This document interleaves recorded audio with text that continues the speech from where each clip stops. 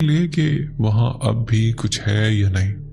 मैंने खुद को तसल्ली दी, मैं कुरान पढ़कर जाऊंगा, मैं दम किया हुआ पानी साथ रखूंगा और कुछ नहीं होगा। मैंने एक दोस्त को साथ चलने के लिए कहा, मगर जब उसे पता चला कि कहाँ जाना है तो उसने साफ इनकार कर दिया। कहने लगा, मैं पागल नहीं हूं, जो तुम एक बार झेल चुके हो दोबारा मत छेड़ो। लेकिन मैं जिद पर था और उसी शाम मगरिब के बाद मैं रवाना हो गया। जब मैं जंगल के करीब पहुंचा तो वहां वैसी ही हवा चल रही थी, ठंडी, मगर खाली दरख्त साकित थे, मगर खामोशी नहीं। मैंने रुक रुक कर इर्द गिर्द देखा, कुछ नहीं था, मगर दिल जोर जोर से धड़क रहा था। मैंने जेब से कुरान की आयत निकाली, पढ़कर सीने से लगाई और कहा, अगर वाकई कुछ है तो मैं जानना चाहता हूं आज, अभी साफ साफ। और फिर खामोशी टूट गई। किसी दूर दराज जगह से वही झूले की आवाज आई, हल्की हल्की, च्यूं च्यूं। लेकिन इस बार आवाज और करीब आ रही थी। मेरे हाथ कपकप आ गए। मैं वहीं जमीन पर बैठ गया, कुरान की आयत पकड़े दिल ही दिल में पढ़ता रहा। लेकिन आवाज रुकने की बजाय मेरे बिल्कुल करीब आ गई, जैसे मेरे आसपास कोई झूल रहा हो। फिर एक लम्हे को सब कुछ खामोश हो गया और अगले ही लम्हे मेरे बाएं कान में किसी ने आहिस्ता से और साफ आवाज में कहा, हम तुम्हें देख रहे हैं। मेरी रीढ़ की हड्डी में सनसनाहट दौड़ गई। मैंने चीखकर पीछे देखा, कुछ नहीं था। मैं उठकर भागा, मगर जंगल का रास्ता कुछ पल के लिए फिर से गुम हो गया। वही चक्कर, वही दरख्त, वही आवाजें जो मुख्तलिफ जगहों से आती थी। फिर एक लम्हे को मुझे वही साया नजर आया, मेरा हमशक्ल। वो मुझे देखकर मुस्कुरा रहा था। और फिर जैसे ही मैंने चीखना चाहा, सब कुछ अंधेरे में डूब गया। जब आंख खुली तो सूरज निकल चुका था। मैं जंगल के बिल्कुल किनारे एक झाड़ी के पास पड़ा था, कपड़े मिट्टी से भरे हुए, हाथ में कुरान की आयत दबी हुई। मुझे कुछ याद नहीं आ रहा था, बस इतना कि मैं चीखा था, भागा था और एक आवाज ने कहा था, अब हम जान गए कि तुम सच में जानना चाहते हो। इस दिन के बाद मैंने कसम खा ली, कभी दोबारा उस जंगल का रुख नहीं करूंगा। अब भी अक्सर रात को वही ख्वाब आते हैं, लेकिन अब मैं सवाल नहीं करता, क्योंकि मुझे जवाब मिल चुके हैं और वो जवाब लफ्जों में बयान नहीं किया जा सकता। वो महसूस होता है खामोश रातों में, अचानक चलती सर्द हवा में, और सबसे बढ़कर जब कोई तुम्हें देख रहा हो मगर नजर ना आए। जब मैं लोगों में रहता हूँ, दफ्तर, बाजार या दोस्तों की महफिल में, तो सब कुछ नॉर्मल लगता है। लोग हंसते हैं, बातें करते हैं और मैं भी जाहिर तौर पर खुश रहता हूँ, लेकिन अंदर कहीं मैं अकेला होता हूँ। अक्सर ऐसा महसूस होता है कि जैसे मेरा असल में कहीं पीछे रह गया हो, और जो अब बाकी है वो सिर्फ एक जिस्म है जो खुद को नॉर्मल जाहिर करने की कोशिश कर रहा है। पहले मुझे अंधेरे से डर लगता था, अब अजीब बात यह है कि कभी कभी रोशनी मुझे बेचैन कर देती है, खासतौर पर सूरज की चमकदार रोशनी। कभी कभी ऐसा लगता है कि मेरे आंखें रोशनी बर्दाश्त नहीं कर सकती। मैं पर्दे खोल कर रोशनी आने देता हूँ, लेकिन अंदर कोई चीज बेचैन कर जाती है, जैसे रोशनी उसके लिए तकलीफ दे। मेरे चंद करीबी दोस्त जो रूहानी या दीनी अलूम से वाकिफ थे, इन्होंने मुझसे कुछ वक्त के बाद दूरी इख्तियार कर ली। एक दिन एक ने हिम्मत करके कहा, तुम्हारे साथ बैठकर दिल घबराता है, ऐसा लगता है जैसे तुम्हारे साथ कोई और भी मौजूद हो।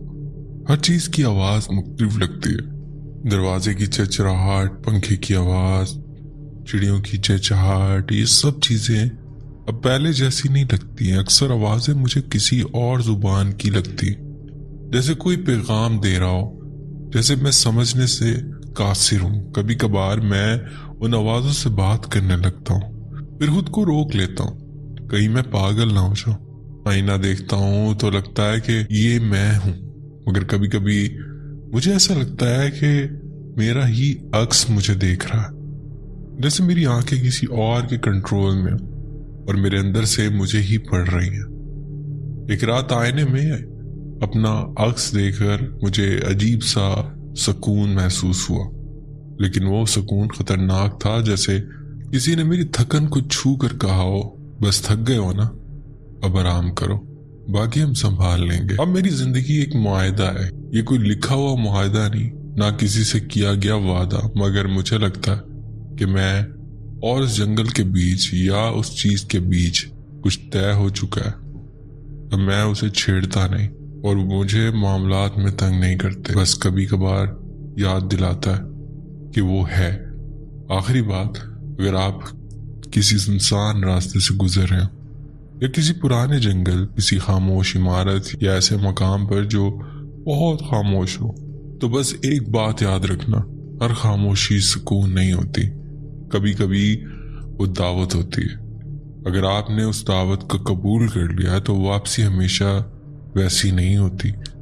सॉरी अदनान भाई, कहानी बहुत लंबी हो गई, मगर मैं अपने दिल की सारी बातें आपसे करना चाहता था। अगर आपको पसंद आए तो शेयर कीजिएगा। अल्लाह हाफिज। बहुत शुक्रिया, आपने अपनी स्टोरी हमसे शेयर की। बढ़ते हैं एक और स्टोरी की तरफ। मैं अपना नाम नहीं बता सकता क्योंकि मेरे दोस्त वगैरह भी कहानियां सुनते हैं, लेकिन मैं कराची के इलाके खारा दर में रहता हूँ। तो सर, ये कहानी उस वक्त की है जब हम 5 मंजिल के एक फ्लैट में रहते थे। मेरी आदत थी कि मैं रात को देर से सोता था। मैं हॉरर स्टोरीज और शोज बहुत ज्यादा देखता था। एक दिन मैं ऐसे ही अकेला बेडरूम में बैठकर मूवी देख रहा था, तो अचानक मुझे एहसास हुआ जैसे कोई मुझे देख रहा है। मैं उठकर चेक किया और फिर पूरा घर देखा। मुझे इतना डर नहीं लगा क्योंकि मैं इन चीजों में थोड़ा मजबूत हूँ। ऐसे ही मेरे दिन गुजरते गए और रोज हालात मुश्किल होते गए। मैंने अपने वालिद साहब को बताया तो इन्होंने मौलाना से इलाज करवाया। मौलाना ने बताया कि कोई कम उम्र की लड़की है जो इसे चाहती है, लेकिन फिक्र ना करो, वो भाग जाएगी। फिर मुझे काफी आराम आ गया। फिर वक्त गुजरा, हमने घर चेंज कर लिया और हम दूसरे फ्लोर वाले घर में आ गए।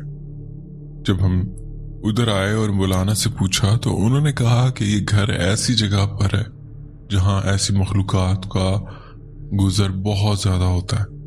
हमने इस बात को इतना संजीदा नहीं लिया और रहने लगे। मैं एक सॉफ्टवेयर हाउस में माशाल्लाह नाइट जॉब करता हूँ। मेरी उम्र सिर्फ 20 साल है और इतनी ही उम्र में मैं अपने वालिद का सहारा हूँ। मैं सुबह 5 बजे जॉब से आया और हमेशा की तरह मूवी देखकर सोने लगा। हफ्ते का दिन था तो मुझे सोते हुए 11 बज गए थे, लेकिन जैसे ही मैंने पलकें झपकाई, नींद में मेरे सामने वही लड़की आ गई। उसके बाल खुले, पूरे चेहरे पर कद छोटा, बाल बहुत बड़े, हाथों में चूड़ियां थीं, वो भी कोहनियों तक, और उसने इंडियंस की तरह लहंगा पहना हुआ था। मैं घबरा कर उठ गया, फिर सारी नींद में भी उड़ गई।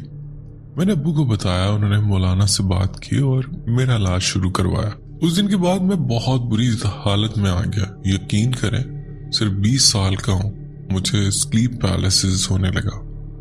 मैं अपना घर मेरे लिए खौफनाक हो गया था। फिर एक दिन मैं सोया तो वो औरत ख्वाब में आई। मैंने उसका सर काट कर फेंक दिया और जैसे ही मैं वहां से गया, वो जानवर की सूरत में मेरे सामने आई और मुझे बोली, तुझे क्या लगता है तू बच जाएगा और मैं चली जाऊंगी, मैं तुझे नहीं छोड़ूंगी। उसके बाद से मेरी हालत और खराब हो गई। मुझे घर में एक अलग अलग किस्म के जानवरों की शक्ल में लोग नजर आने लगे। अम्मी अब्बू इलाज तो करवा रहे थे लेकिन अच्छे से नहीं हो पा रहा था, और मैं सिर्फ इसलिए इतना उस साए के सामने अपनी बहादुरी से डटा हुआ था। वो डराती थी लेकिन मैं नहीं डरता था। लेकिन एक दिन मैं ऐसे ही नींद की कैफियत में था और जैसे ही मेरी आंख खुली, मैंने देखा कि मेरे मुंह से आवाज भी नहीं निकल रही थी। वो औरत मेरे सामने बैठी थी और ये मेरा ख्वाब नहीं था, मैं होश में था। मैं इसे देख रहा था कि वो मेरे कांधे पर आई और मेरी पूरी बॉडी जैसे फ्रीज हो गई। लेकिन मैं चीख कर आयतुल कुर्सी पढ़ना शुरू की तो वो दोनों चीज़ें गायब हो गई। इसके बाद जब मैंने ये चीज़ें वालिद को बताई तो इन्होंने कहा कि